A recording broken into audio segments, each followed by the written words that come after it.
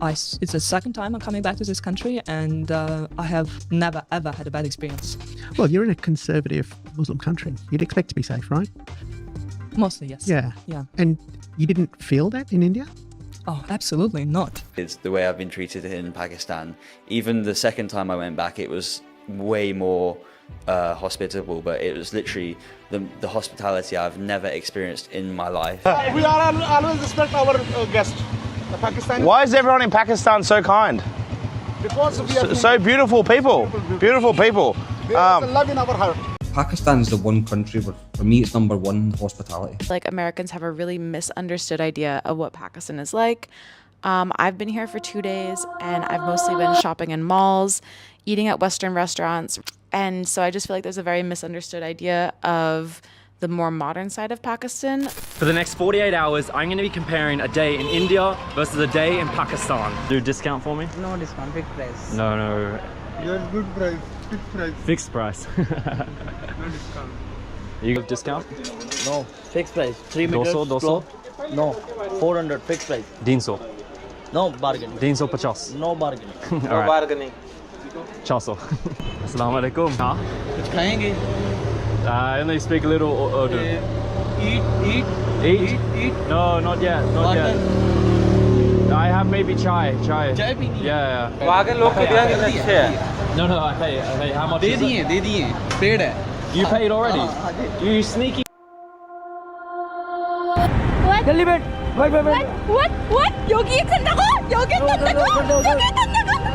나 무서워. Only one please. Who are you? Yes. Who are you? वो छेड़ रहे हैं लड़की को. Just please, could you let me alone? 네, how much? 미친놈들 아니야, 진짜!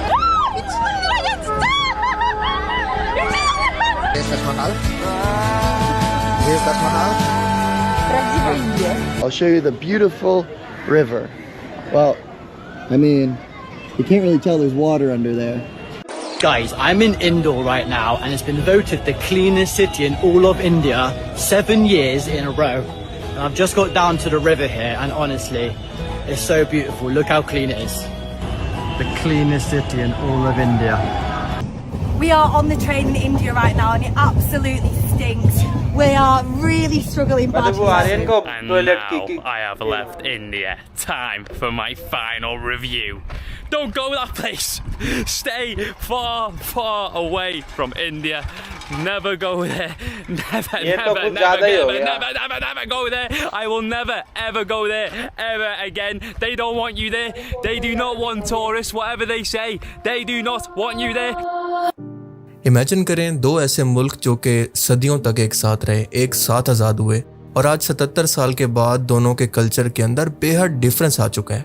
एक वो मुल्क है जहाँ पर टूरिस्ट किसी चीज़ का पैसा देने के लिए कोशिश करते रहते हैं, लेकिन कोई भी मेहमान समझकर इनसे कुछ नहीं लेता। तो दूसरी साइड पर तकरीबन हर शख्स, यानी टैक्सी से लेकर होटल वाला, रेस्टोरेंट वाला, दुकान वाला, सब उनको लूटने की कोशिश करते हैं। एक वो मुल्क है जिसका खाना और इसकी सफाई की क्वालिटी का टूरिस्ट खुद एतराफ़ करते हैं, तो दूसरी साइड के खानों, खसूसन हाइजीन का दुनिया भर के अंदर मजाक बनाया जाता है।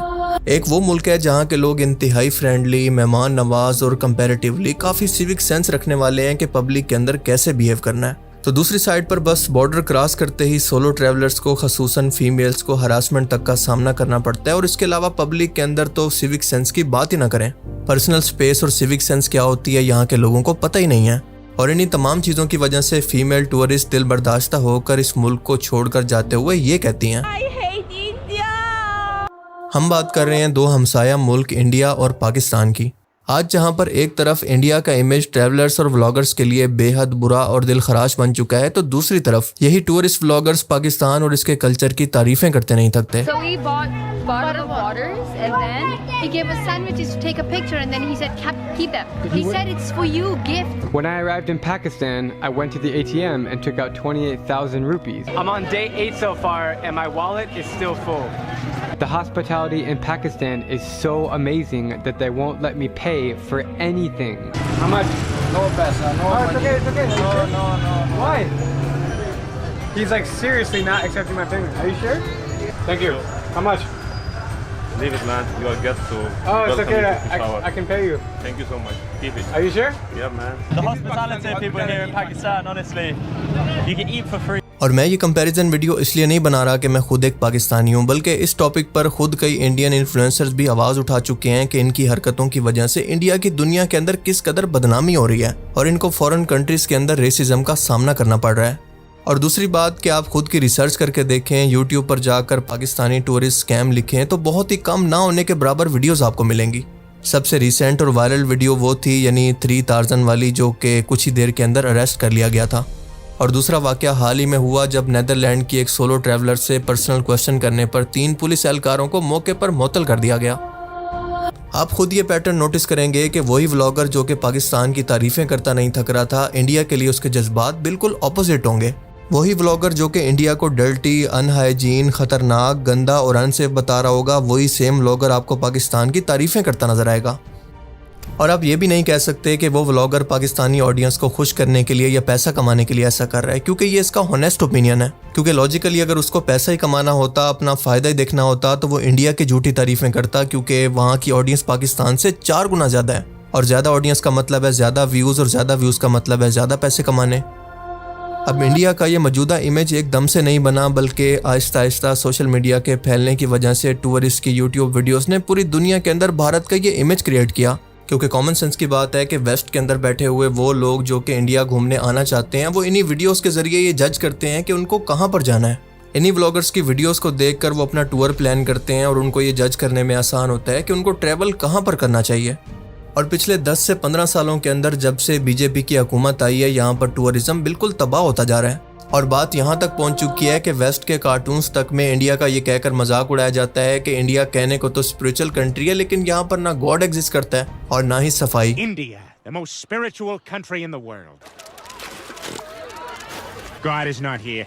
एक टाइम था कि इंडिया को स्पिरिचुअल हब ऑफ वर्ल्ड कहा जाता था और लाखों फॉरेन टूरिस्ट यहाँ पर घूमने के लिए आया करते थे। लेकिन जैसा कि मैंने पहले कहा कि इंटरनेट और सोशल मीडिया ने पिछले 10 से 15 सालों के अंदर सब कुछ बदल दिया है। सोशल मीडिया पर वायरल होती वीडियोस के अंदर गंदे खानों की वीडियोस जिनका दुनिया भर के अंदर मजाक बनाया जाता है, और उसके अलावा गरीबी, गंदा एनवायरनमेंट, सफाई पर ध्यान ना देना, खासतौर पर यहाँ के लोगों के अंदर सिविक सेंस की कमी, लॉ एंड ऑर्डर की बुरी सूरत हाल और टूरिस्ट स्कैम ने आज इंडिया का इमेज दुनिया भर के अंदर बिल्कुल नेगेटिव बना दिया है।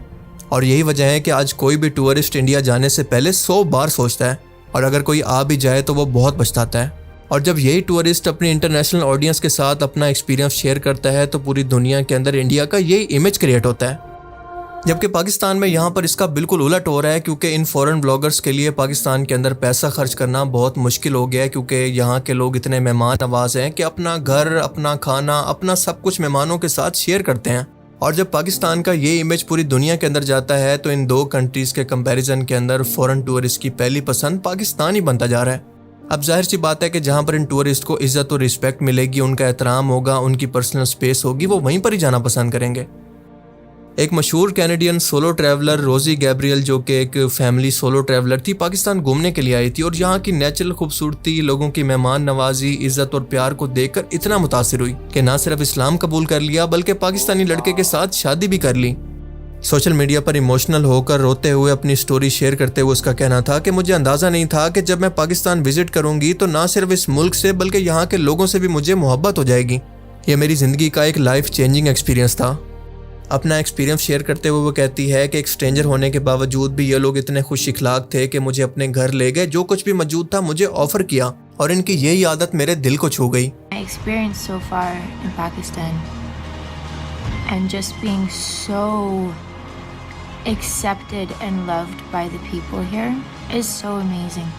These people are so amazing. These are the most beautiful people. Muslim people.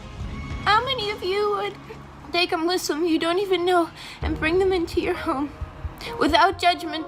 जबकि दूसरी तरफ अगर आप इंडिया में देखें तो हम देखते हैं कि इसका बिल्कुल उलट हो रहा है, क्योंकि दुकानदार से लेकर टैक्सी ड्राइवर तक की ये कोशिश होती है कि जितना हो सके इस फॉरेन टूरिस्ट को लूट ले। फीमेल्स के लिए तो तकरीबन यहाँ से हरास हुए जाना बिल्कुल नामुमकिन हो चुका है, फिर चाहे वो होली जैसा त्यौहार ही क्यों ना हो।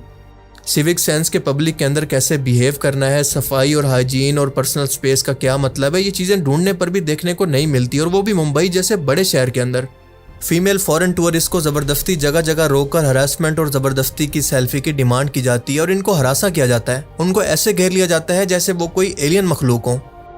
मशहूर पब्लिक प्लेसेस पर और मॉन्यूमेंट्स पर भी इतना कचरा होता है कि आप इसका अंदाज़ा लगाने की कोशिश करें कि एक फीमेल टूरिस्ट ये बता रही है कि ताजमहल के बिल्कुल करीब में कितना बड़ा गंदा नाला मौजूद है, लेकिन यहाँ पर लोग सफाई पर तवज्जो ही नहीं देते। अब देखें, दुनिया में अच्छे और बुरे लोग हर जगह पर मौजूद होते हैं। ऐसा नहीं है कि पाकिस्तान में ये सब कुछ नहीं होता, लेकिन कंपैरेटिवली देखें तो पाकिस्तान में ये सब कुछ ना होने के बराबर है। और अगर कोई केस सालों में एक बार रिपोर्ट भी होता है तो सोशल मीडिया पर हाईलाइट करने की वजह से इसको इंतहाई सीरियस लिया जाता है, क्योंकि ये मुल्क की रेपुटेशन का सवाल है। पाकिस्तान में क्योंकि इंटरनेशनल लेवल पर टूरिज्म इतना बड़ा बिजनेस नहीं बना, क्योंकि वेस्ट के अंदर इसको एक दहशतगर्द मुल्क का लेबल लगा दिया गया था, क्योंकि 9/11 के बाद पाकिस्तान के अंदर दहशतगर्दी की वजह से और इंस्टेबिलिटी की वजह से वेस्टर्न टूरिज्म यहाँ पर आना तकरीबन ख़त्म हो चुकी थी। पर सच ये है कि यहाँ पर मेहमान को अब भी अल्लाह का मेहमान समझने वाली सोच बाकी है। ख़ास तौर पर नॉर्थ के पठान तो बहुत ही मेहमान नवाज हैं और ये इनकी इज्जत का मसला होता है, ना कि बिजनेस का। और यही वजह है कि हम देखते हैं कि यहाँ पर टूरिस्ट से पैसे लेने की बजाय इनको खाना खिलाने, चाय पेश करने, रिहाइश मुफ्त देने की रिवायात आज भी नजर आती हैं, जो कि मेहमान नवाजी का असल मतलब होता है। इसीलिए वही व्लॉगर जो कि दिल्ली या वाराणसी के अंदर हरासा होकर पाकिस्तान आता है, वही लाहौर, स्कर्दू या पेशावर के अंदर खुद को महफूज तरीन इंसान समझता है। इंडिया में पिछले 30 से 40 सालों के अंदर टूरिज्म और बिजनेस दोनों ने एक ज़बरदस्त शक्ल इख्तियार कर ली है और इसी वजह से यहाँ के लोगों के ज़हन के अंदर ये बैठ गया है कि हर चीज़ पैसा है, हर मौका कमाने का मौका है। लिहाजा वहाँ का आम शहरी भी टूरिस्ट को एक चलती फिरती ATM समझता है, जिसे जितना हो सके लूट लें।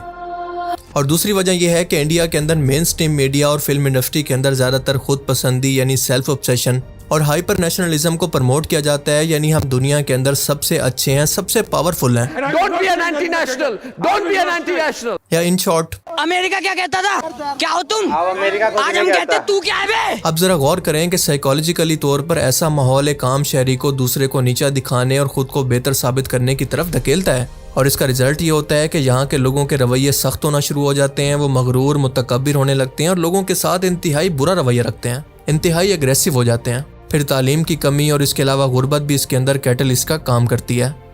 पाकिस्तान में मीडिया अपनी खामियों के साथ मौजूद है, लेकिन अवामी सतह पर अब भी मेहमान नवाजी, इज़्ज़त, इस्लामी भाईचारे जैसे नज़रियात अभी भी मौजूद हैं और यही इखलाकी बुनियाद टूरिस्ट के साथ ताल्लुक़ के अंदर फ़र्क पैदा करती है। और सबसे बड़ा फ़र्क इस्लाम, इनका मज़हब पैदा करता है, क्योंकि इस्लामी तालीमात के अंदर मेहमान नवाजी को ईमान का हिस्सा कहा गया है और पाकिस्तानी माशरा बावजूद अपने मसाइल के अभी भी मजहबी इक़्तिदार से काफ़ी हद तक जुड़ा हुआ है और यही इखलाकी बुनियाद गैर मुल्कियों के साथ खलूस, एहतराम और मेहमान नवाजी की सूरत में ज़ाहिर होती है। जबकि दूसरी तरफ हम देखते हैं कि भारत के अंदर इन स्कैम के अंदर मुलविस लोग जो कि हरासमेंट जैसा सीरियस क्राइम करते हैं, मुल्क का नाम बदनाम करते हैं, इन पर कोई सीरियस कार्रवाई नहीं होती और इसी वजह से बाकी लोगों को भी ये सब करने का हौसला मिलता है, ख़ास तौर पर पब्लिक प्लेसेस के अंदर। मिसाल के तौर पर ट्रेन्स की मिसाल ले लें, यहाँ पर तो इतनी बुरी सूरत हाल है कि हाल ही में एक वीडियो वायरल हुई जिसके अंदर टूरिस्ट यहाँ पर धक्कम पेल और बदबू की वजह से इंतहाई परेशान नजर आ रहे हैं, जो कि पूरी दुनिया के अंदर वायरल हुई।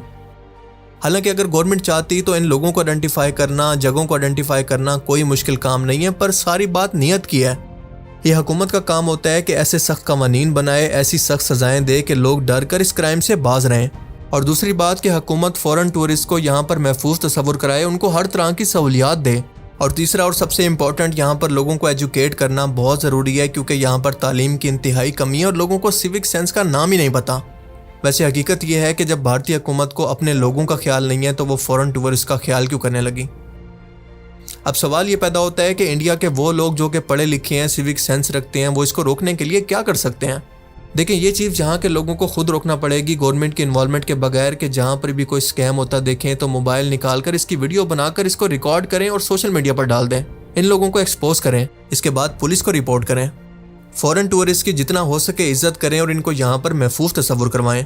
अपने आसपास सफाई रखें, सिविक सेंस को फॉलो करें और अगर हर शख्स अपने तौर पर सफाई करना शुरू करे, इसको जिम्मेदारी समझे, तो इस मसले को हल करना इतना भी मुश्किल नहीं है। और इसी चीज़ को देखकर ही लोग मुतासिर होंगे कि कम से कम ये लोग इसको ठीक करने की कोशिश तो कर रहे हैं।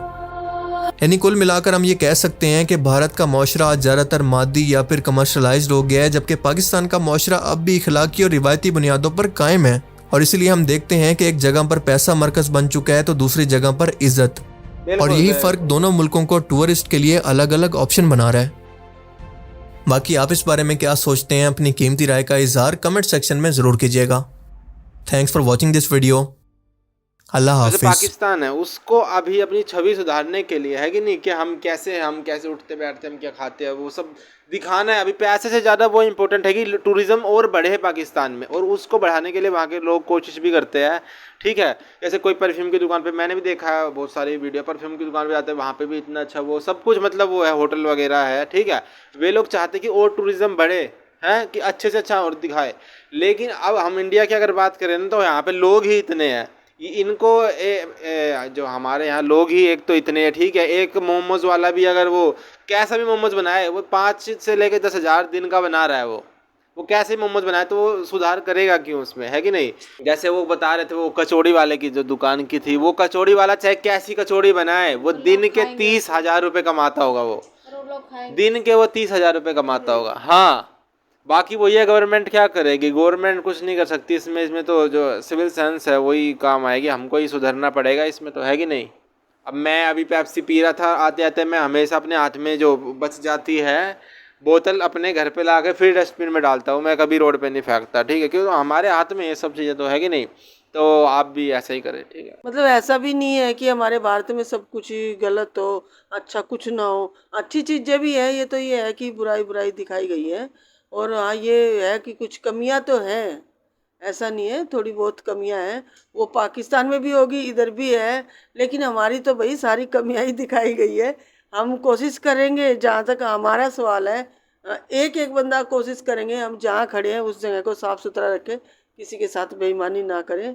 होता है, ये पाकिस्तान और इंडिया की बात नहीं है कि कोई बाहर का आ रहा तो उसके साथ बेईमानी, छीना झपटी है, ऐसे वैसे हो रहा है। ये भाई इंसानियत के ऊपर है। अब भारत के अंदर इतनी पब्लिक आ गई है, तो क्या करें, जनसंख्या बहुत ज़्यादा है, कर देते हैं धोखाधड़ी। लेकिन उस जो जनसंख्या उसको तमीज़ नहीं है, तमीज़ नहीं है, वो सेंस वहाँ ख़त्म होगी। लोगों के पास कम रोजगार है नहीं, लूट पचारी कुछ ज़्यादा हो गई है, पढ़ाई लिखाई भी थोड़ी कम हो गई है, और बस ऐसा ही चल रहा है यहाँ पे। और लेकिन हाँ ये है कि सब कुछ ही ख़राब नहीं है, कुछ चीज़ें अच्छी भी है भाई। हम अपनी इंडिया को कैसे बुरा बता दें। और हाँ, पाकिस्तान अच्छा है, भगवान करे अच्छा ही रहे, लेकिन हमारा हिंदुस्तान भी नंबर 1 पे है। तो हमारे यहाँ ऐसा है, अच्छी चीज़ है पर बुरी चीज़ को कोई नोटिस नहीं कराता, तो इसलिए लोग सुधार नहीं करते। तो नोटिस कराना भी ज़रूरी है, ताकि इंसान अपनी गलतियाँ सुधारे। और कोई बोलेगा ही नहीं तो वो तो इंसान ऐसे चलता ही रहेगा, उसकी दुकान ऐसी ही चलती रहेगी, वो अपना सुधार ही नहीं करेगा। दुकान यो कह रहा है, रवैया जो एक दूसरे के लिए ना, इंसान का दूसरे इंसान से रवैया भी सही नहीं है ना। तो ये तो अंग्रेज कोई लड़की आ रही है, ये तो हकीकत की बात है, तो छेड़ाछाड़ी हो रही है, वो नॉर्मलाइज नहीं होनी चाहिए ना वो चीज़ें। तो ये तो सही बात है, इसको तो हम कुछ कह ही नहीं सकते, क्योंकि ये तो मुझे यहाँ की नहीं, हर जगह की ऐसी मालूम होता है। तो देखते हैं, करते हैं सुधार। तो लाइक करना, कमेंट करना, सब्सक्राइब करना, बाय।